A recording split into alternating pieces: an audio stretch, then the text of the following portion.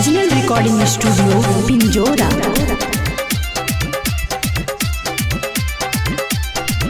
तोरा गोड्डा में सोडा पिलैबो, पतरगामा में गन्ना के रस।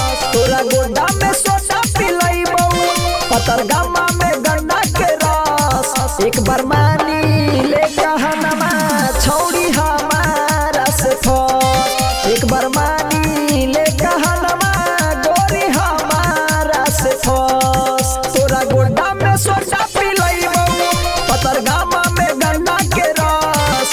तोरा गोड्डा में सोडा पिलैबो, पतरगामा में गन्ना के रस। एक बार मानी ले कहनमा गोरी हमारा से फस। एक बार मानी ले कहनमा गोरी हमारा से फस।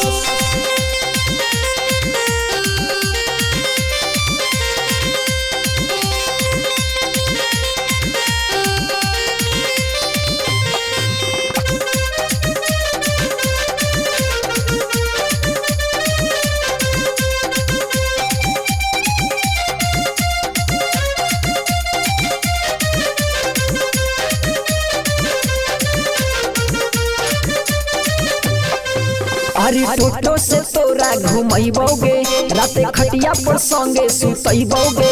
अरे टोटो से तोरा घुमैबोगे, राते खटिया पर संगे सुतैबोगे। होते भिनु सरवाए हो रे जा घरे तोरा पहुँचैबोगे। पानी पूरी मगामा खिलैबो, लाला मटिया में आलू चॉप। पानी पूरी मगामा खिलैबो, लाला मटिया में आलू चॉप। एक बार मानी ले कहनमा गोरी हमारा से फस। एक बार मानी ले कहनमा गोरी हमारा से फस।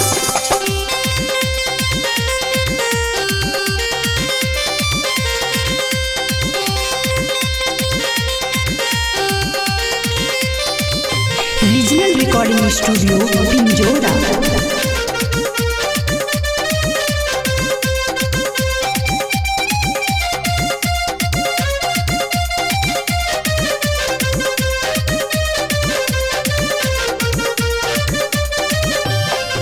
कारगिल चौक में तोरा घुमैबोगे, छुरिया बाबा के दर्शन करैबोगे।